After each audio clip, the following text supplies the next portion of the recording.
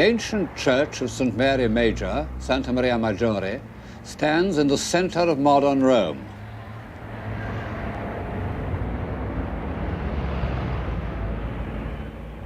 The hellish Roman traffic swirls all round it.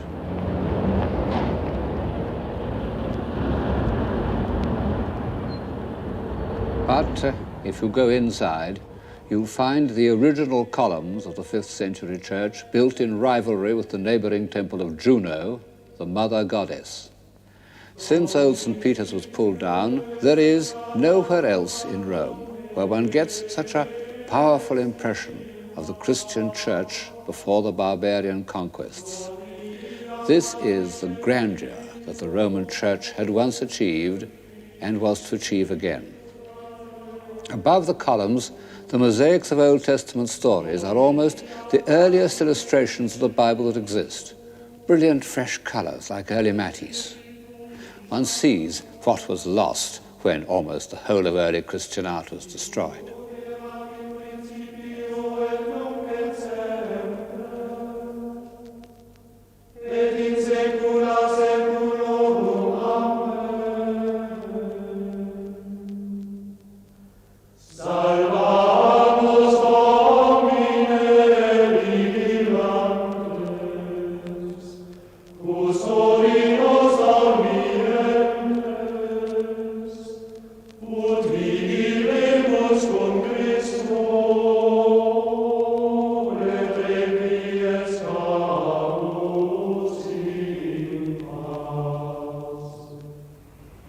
From the roof of Santa Maria Maggiore, I can see long, straight streets stretching for miles up and down, and each ending in front of a famous church.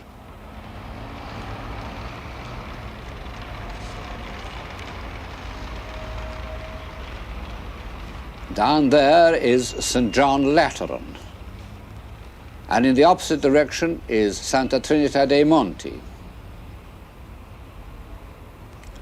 And in each of the piazzas are Egyptian obelisks, symbols of that God-directed state which Rome had superseded.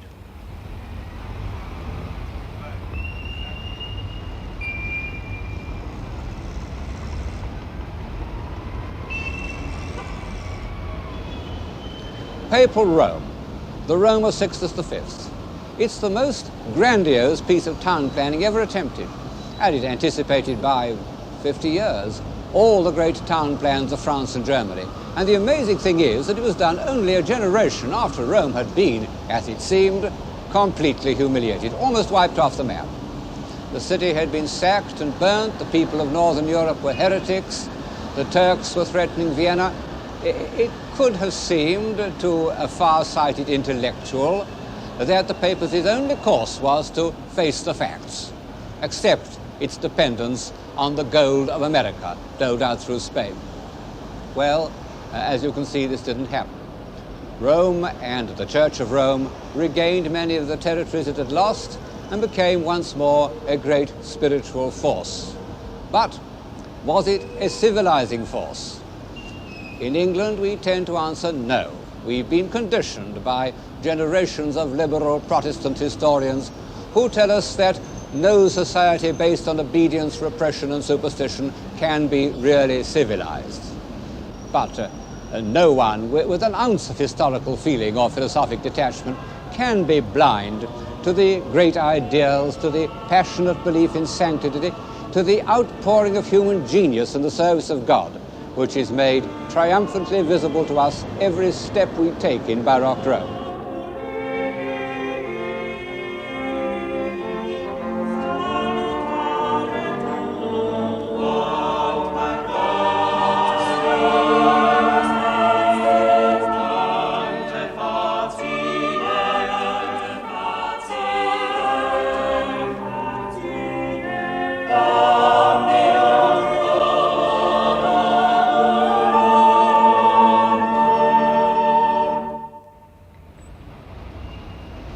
Whatever it isn't barbarian or provincial. Add to this that the Catholic revival was a popular movement, that it gave ordinary people a means of satisfying through ritual, images, symbols, their deepest impulses, so that their minds were at peace. And I think one must agree to put off defining the word civilization till we've had a look at the Rome of the popes.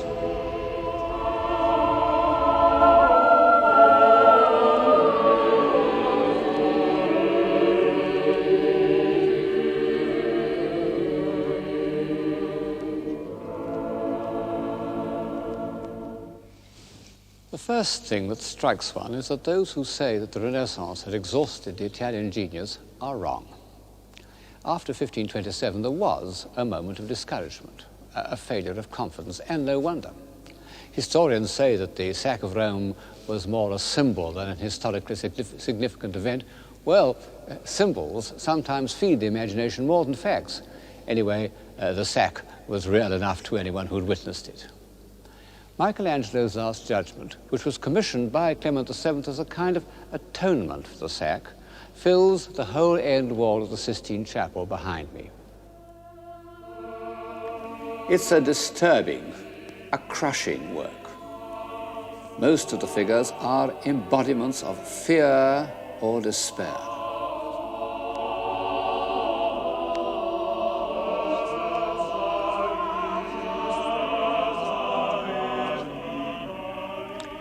Look at the damned being ferried across the Styx.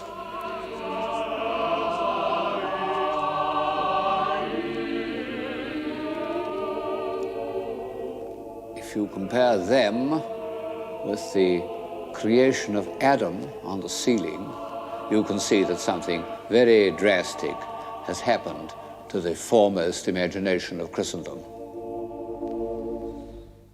Michelangelo had been reluctant to undertake the Last Judgment. Under Clement's successor, Paul III Farnese, he was persuaded to continue it, although with rather a different purpose.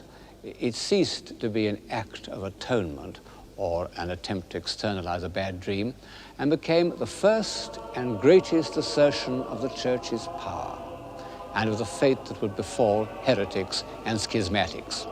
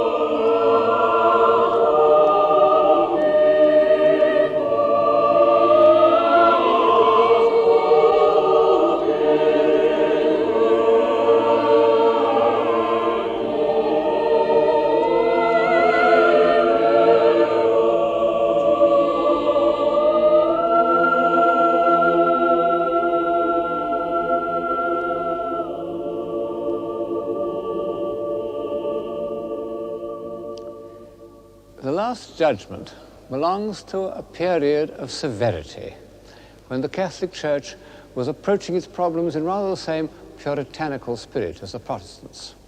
It's curious that this period should have been inaugurated by Paul III, because he was in many ways the last of the humanist popes. He was cradled in corruption. He was made a cardinal because his sister, known as La Bella, had been the mistress of Alexander Borgia. At first sight, he looks a crafty old fox. But if you look at Titian's portrait of him in Naples, one of the greatest portraits ever painted, it's a wise old head. And the longer you look, the more impressive it becomes. And he took the two decisions that were successfully to counter the Reformation. He sanctioned the Jesuit order, and he instituted the Council of Trent. For almost 20 years, several hundred bishops and cardinals from all over the Catholic world met in the Cathedral of Trent to discuss the future of the Church. There was a good deal of high politics as well as theology. But in the end, the council did draw up a plan for the Catholic revival, which held good right up to the middle of the 19th century. Michelangelo could refuse him nothing. He not only finished the Last Judgment, but in 1546 he accepted from the Pope the post of architect of St. Peter's. Thus, Michelangelo, by his longevity no less than by his genius, became the visual link between the Renaissance and the Counter-Reformation.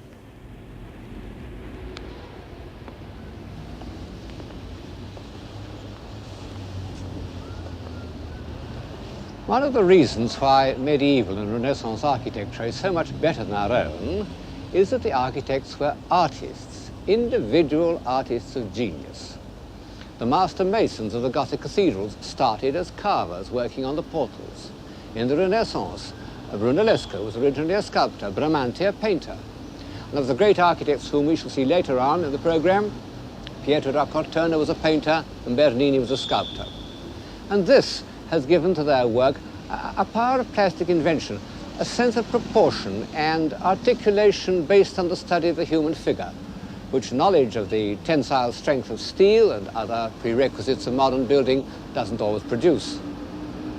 Well, of all non-professional architects, Michelangelo was the most adventurous, the least constrained either by classicism or functional requirements. Not that he was unpractical. He did drawings for the fortification of Florence, which from standards of military necessities are most ingenious and are also like the most superb works of abstract art. For that matter, all his ground plans are thrilling abstract designs. But he felt himself free to play with the elements of architecture in such a way as to express his feelings. And, as so often happens with a great artist, they were prophetic feelings. You can see what I mean in the building that stands behind me, the Palazzo dei Conservatori, here on the capital of Rome. Grandeur and obedience. Well, it's grand, all right. And if man is to take any pride in his history, the Roman capital should be grand. But the extraordinary thing is how Michelangelo has expressed in his architecture the principle of subordination. In an early Renaissance building, the parts maintain their identity with a harmonious independence. In the Michelangelo facade, everything is subordinate to powerful rhythms that run right through the building. He gave his immense authority to the device of a single pilaster running up through 2 stories. You know, in Renaissance architecture, and in Roman buildings for that matter, you had one column per story, one on top of the other. In this building, the small columns are pressed into the foot of the giant pilaster. They don't assert themselves, they simply add to its power. And these commanding verticals are met by even more assertive horizontals. And the inevitable collision of these 2 directions gives the building an extraordinary feeling of energy.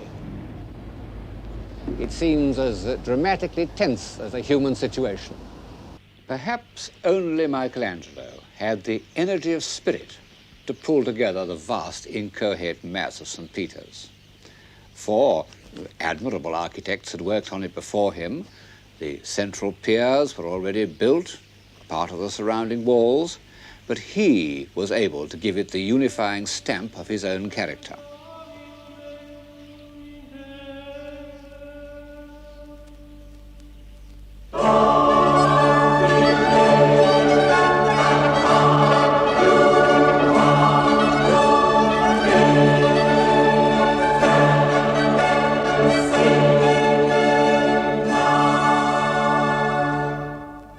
It's the most sculptural of all his designs, perhaps the grandest piece of architecture ever built.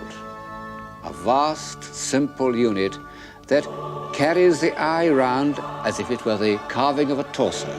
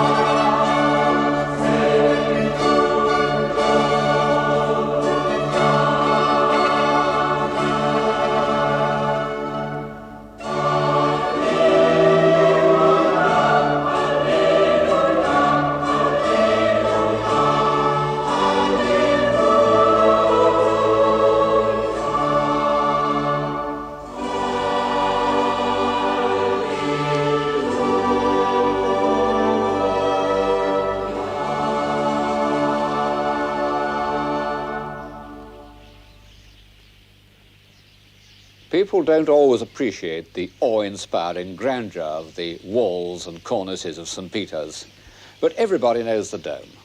For centuries, lovers of art have gone into ecstasies about its noble, energetic arc expressive of Michelangelo's spiritual aspirations.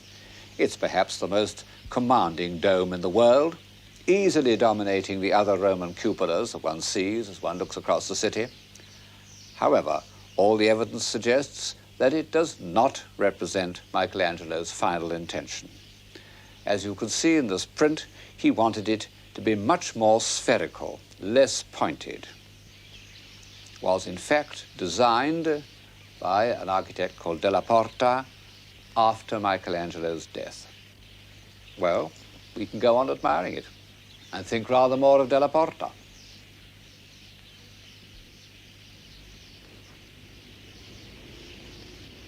The last stone of the Dome of St. Peter's was put in place in 1590, a few months before the death of Sixtus V.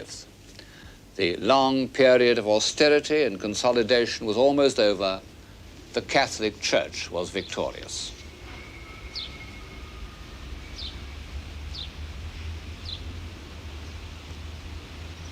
Now, how had that victory been achieved? In England, most of us were brought up to believe that it depended on the Index, the Jesuits, and the Inquisition.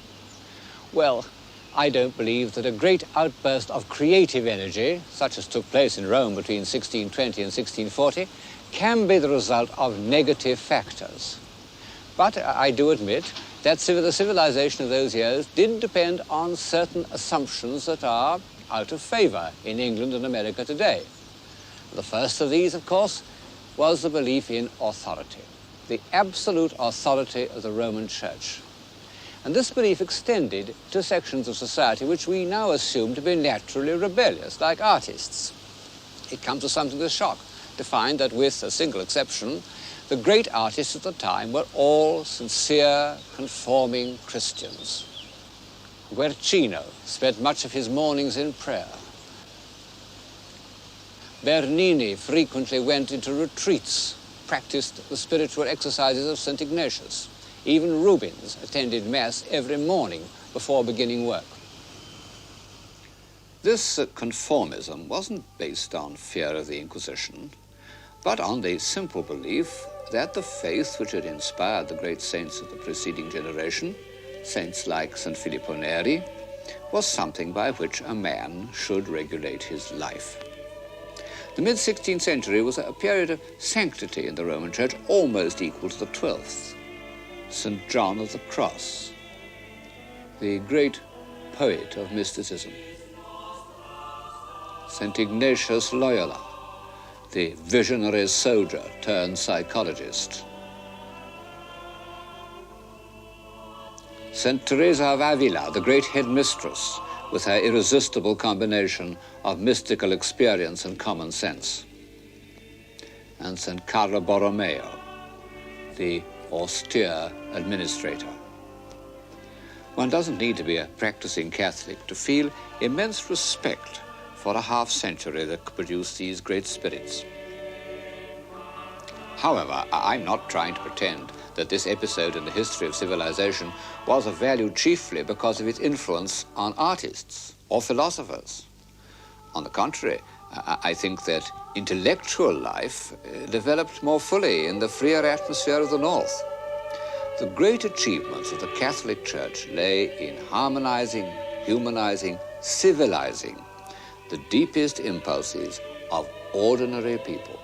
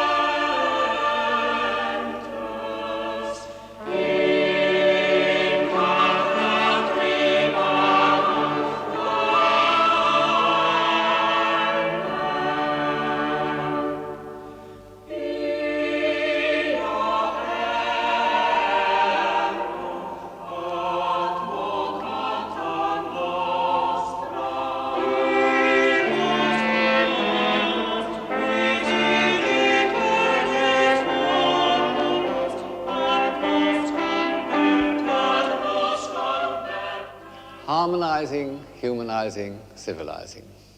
Take the cult of the Virgin. In the early 12th century, the Virgin had been the supreme protectress of civilization. She'd taught a race of tough and ruthless barbarians the virtues of tenderness and compassion. The great cathedrals of the Middle Ages were her dwelling places upon earth. And then in the Renaissance, while remaining the Queen of Heaven, she became also the human mother, in whom everyone could recognize those qualities of warmth and love and approachability. Now, imagine the feelings of a simple-hearted man or woman, a Spanish peasant, an Italian artisan, on hearing that the northern heretics were insulting the Virgin, desecrating her sanctuaries, pulling down or decapitating her images. He must have felt something deeper than indignation. He must have felt that some part of his whole emotional life was threatened, and he would have been right. The stabilizing, comprehensive religions of the world, the religions which penetrate to every part of a man's being, in Egypt, India, China, gave the female principle of creation almost as much importance as the male, and wouldn't have taken seriously a philosophy that failed to include them both. Of course, I'm bound to say that these were all what H.G. Wells called communities of obedience. The aggressive nomadic societies, what he called communities of will, Israel, Islam, the Protestant North, conceived their gods as male. Now, it's a curious fact that the male religions have produced very little religious imagery. In most cases, have positively forbidden it. The great religious art of the world in every country is deeply involved with the female principle. Of course, the ordinary Catholic who prayed to the Virgin wasn't conscious of any of this, nor was he or she interested in the really baffling theological problems presented by the doctrine of the Immaculate Conception. He knew simply that heretics wanted to deprive him of that sweet, compassionate, approachable being who would intercede for him as his mother might have interceded with a hard master. Take another human impulse that can be harmonized but shouldn't be suppressed, the impulse to confess. The historian can't help observing how the need for confession has returned, even or especially in the land of the Pilgrim Fathers. The difference is that instead of confession being followed by a simple, comforting rubric which has behind it the weight of divine authority, the modern confessor must grope his way into the labyrinth of the psyche with all its false turnings and dissolving perspectives. A noble aim, but a terrifying responsibility. No wonder that psychoanalysts have the highest suicide rate of any vocation. And perhaps, after all, the old procedure had something to recommend it because, as a rule, it's the act of confession that matters, not the attempted cure. The leaders of the Catholic Restoration had made the inspired decision not to go halfway to meet Protestantism in any of its objections, but rather to glory in those very doctrines that the Protestants had most forcibly, sometimes it must be admitted most logically, repudiated. Luther had repudiated the authority of the Pope very well. No pains must be spared to make a gigantic assertion that St. Peter, the first Bishop of Rome, had been divinely appointed as Christ's vicar on earth. Ever since Erasmus, intelligent men in the North had spoken scornfully of relics. Very well. Their importance must be magnified so that the 4 piers of St. Peter's itself are gigantic reliquaries. This one contained parts of the lance that pierced our Lord's side. And in front of it stands Longinus, looking up with a gesture of dazzled enlightenment. The veneration of relics was connected with the cult of the saints, and this had been equally condemned by the reformers. Very well, the saints should be made more insistently real to the imagination, and in particular, their sufferings and their ecstasies should be vividly recorded. In all these ways, the Church gave imaginative expression to deep-seated human impulses. And it had another great strength, which one may say was part of Mediterranean civilization, or at any rate a legacy from the pagan Renaissance, it was not afraid of the human body. Titian's Assumption of the Virgin, a Baroque picture almost 100 years before its time, was painted in the same period as his great celebrations of paganism. Early in the 16th century, Titian had given his immense authority to this union of dogma and sensuality. And when the first Puritan influence of the Council of Trent was over, Titian's work was there to inspire both Rubens, who made superb copies of it, and I think Bernini.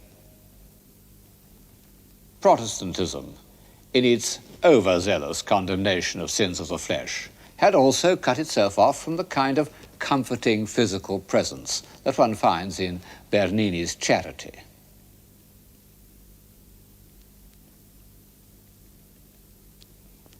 For all these reasons, the art we call Baroque was a popular art. The art of the Renaissance had appealed through intellectual means, geometry, perspective, knowledge of antiquity, to a small group of humanists. The Baroque appealed through the emotions to the widest possible audience. Sometimes it does so by dramatic illustration. This is the Calling of St. Matthew by Caravaggio, who was, on the whole, the greatest, certainly the most original painter of the period. And like many other artists of the time, he uses a means of communication that reminds one of the films. Caravaggio experimented, as you can see here, with violent contrasts of light and shade that were popular in highbrow films of the 20s.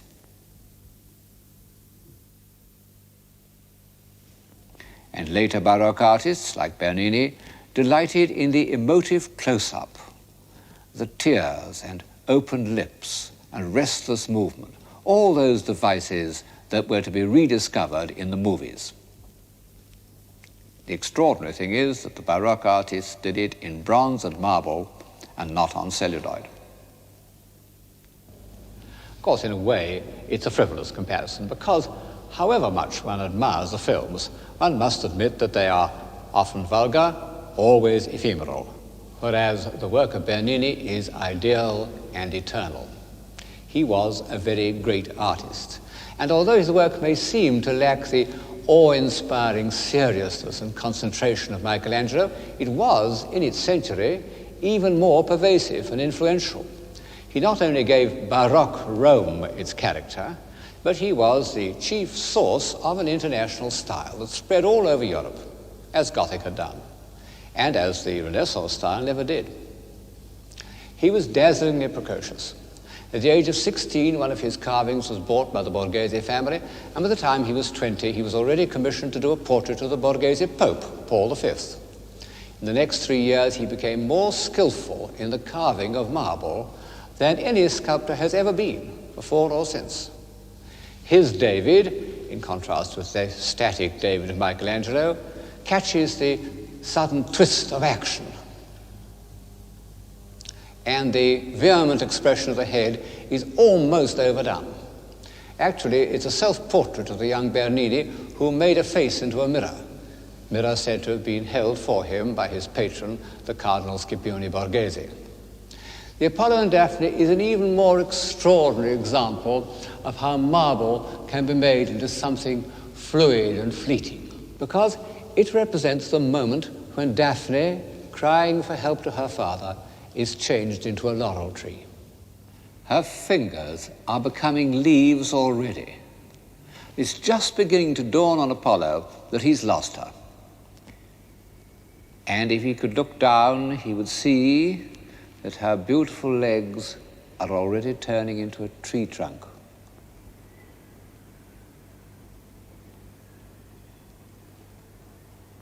And her toes are becoming roots and tendrils.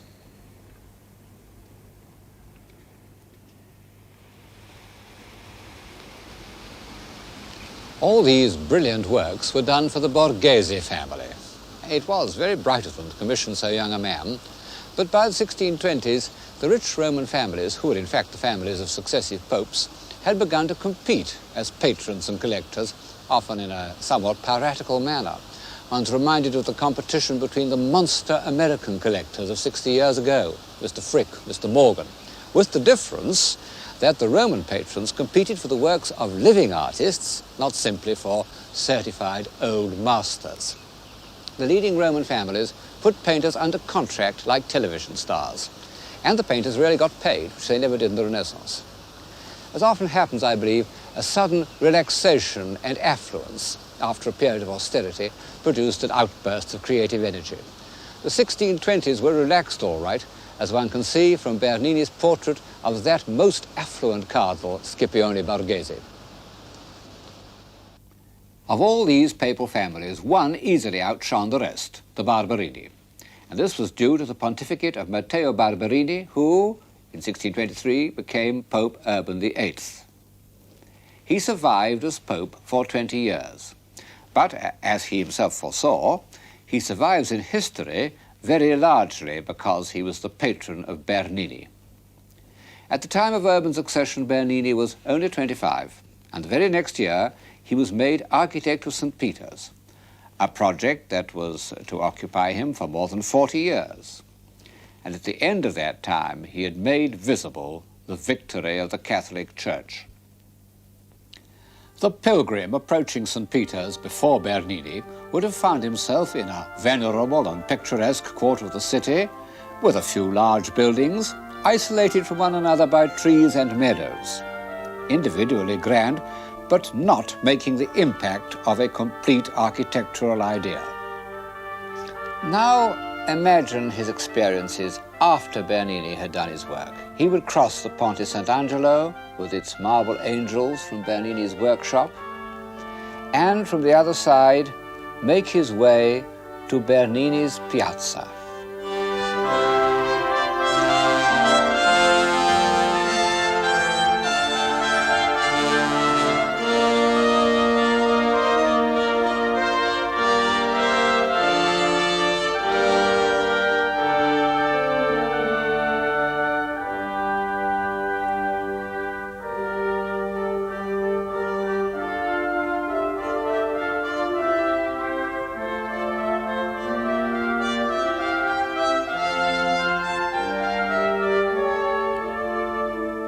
Bernini is perhaps the only artist in history who's been able to carry through such a vast design over so long a period. And the result is a unity of impression that exists nowhere else on so grand a scale.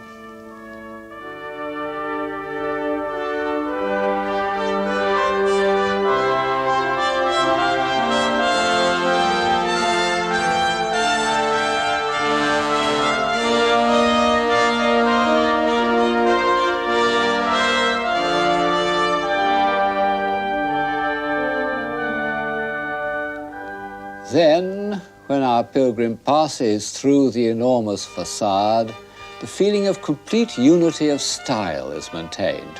You'll get a better impression of the interior of St. Peter's from this painting than from a photograph. It was painted 200 years ago, but in fact very little has changed.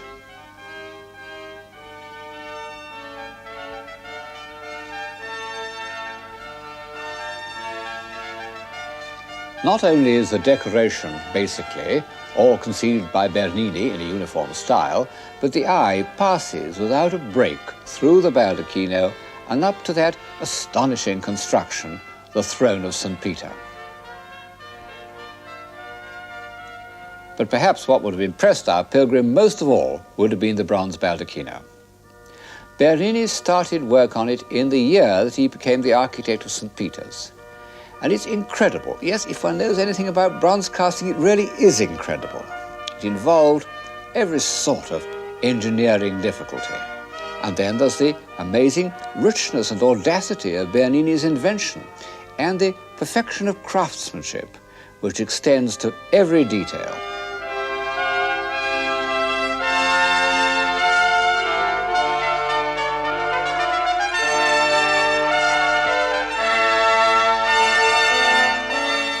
More extraordinary still, Bernini seems already to have foreseen in his imagination what the whole development of St. Peter's would be like, because this work, which is the first thing he designed, is completely in harmony with the great progression of works executed over the whole span of 40 years.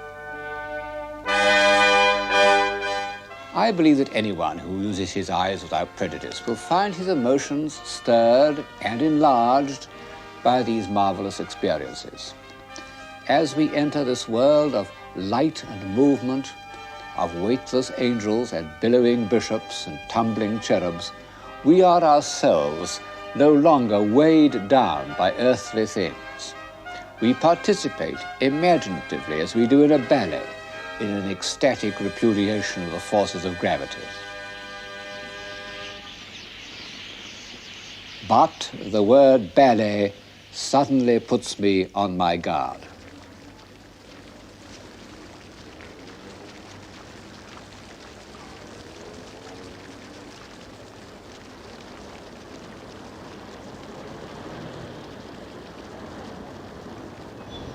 It was no accident that Bernini was the greatest scene designer of his age. John Evelyn, the diarist, records how in 1644 he went to the opera in Rome, where Bernini painted the scenes, cut the statues, invented the engines, composed the music, wrote the comedy, and built the theatre. And we're told that at Bernini's productions, people in the front row ran out of the theatre, fearing that they would be drenched by water or burnt by fire. So powerful was the illusion that he created. Of course, these stage sets have all vanished, but we have some evidence of what they were like in the fountain that Bernini designed for the Piazza Navone, here behind me. It's an astonishing performance. A sizable Egyptian obelisk is lifted up on a hollow rock as if it weighed no more than a ballerina. And round the rock are 4 gigantic figures, symbolizing the 4 great rivers of the world. First of all, the Danube, with its symbolic animal, the horse, emerging from a grotto, said to be the only part of the monument carved by Bernini himself. Incidentally, it's the portrait of a real horse called Montedoro. And then the Nile, with a rather ridiculous lion. And then the Ganges, shrouded from the sun. And finally, the River Plate, symbolized by heaven knows what sort of fabulous crocodile.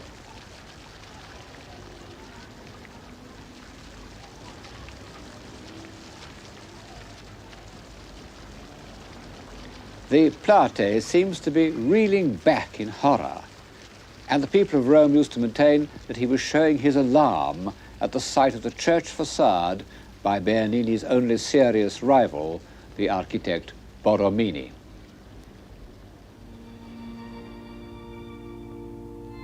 Of this theatrical element in Bernini, a sublime example is the Cornaro Chapel in Santa Maria della Vittoria. To begin with, Bernini has represented the members of the Cornaro family on either side of the chapel, looking as if they were in boxes, waiting for the curtain to go up. And then when we come to the drama itself, it's presented exactly as if it were on a small stage, with a spotlight falling on the protagonists. But at this point, the theatrical parallel must be dropped, because what we see, the Ecstasy of Santa Teresa, is one of the most deeply moving works in European art.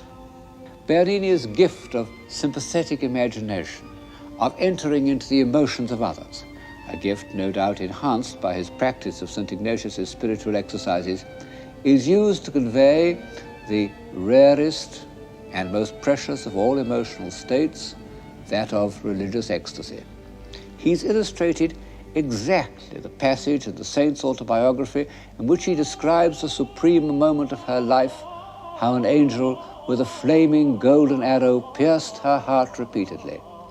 The pain was so great that I screamed aloud, but simultaneously felt such infinite sweetness that I wished the pain to last eternally.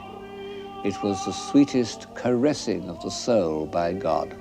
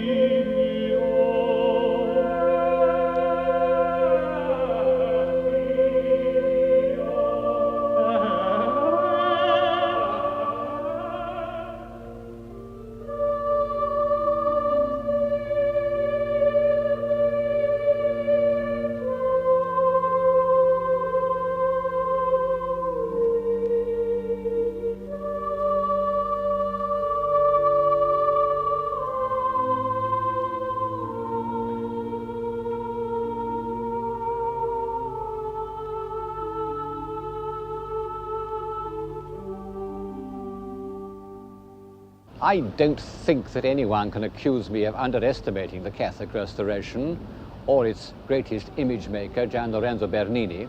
So may I end by saying that this episode in the history of civilization arouses in me certain misgivings, and they may be summed up in the words illusion and exploitation.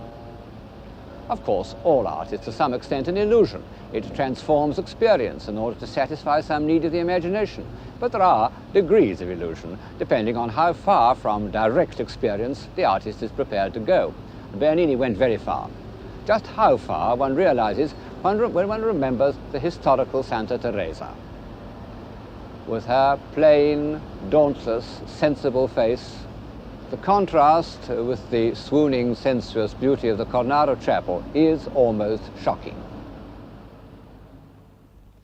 One can't help feeling that affluent Baroque, in its escape from the severities of the earlier fight against Protestantism, ended by escaping from reality into a world of illusion.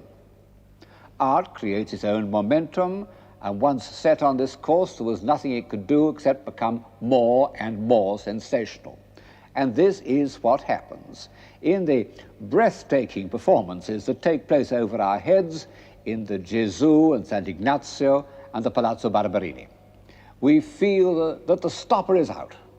Imaginative energy is fizzing away up into the clouds and will soon evaporate.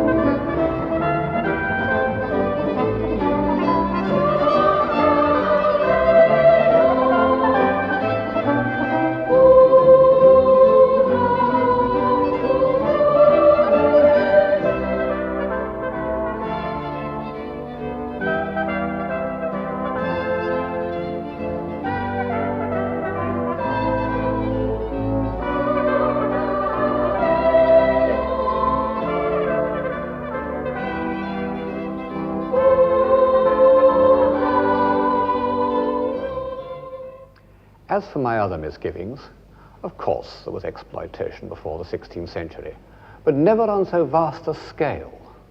In the Middle Ages, it was usually accompanied by real popular participation. Even in the Renaissance, palaces were, to some extent, seats of government and objects of local pride. But the colossal palaces of the Pope's relatives were simply expressions of private greed and vanity. Farnese, Borghese, Barberini, Ludovisi, these rapacious parvenus spent their short years of power competing as to who should build the largest and most ornate saloons. In doing so, they commissioned some great works of art, and one can't help admiring their shameless courage. At least they weren't mean and furtive like some modern millionaires. But their contribution to civilization was limited to this kind of visual exuberance. The sense of grandeur is no doubt a human instinct, but carried too far it becomes inhuman. I wonder if a single thought that has helped forward the human spirit has ever been conceived or written down in an enormous room.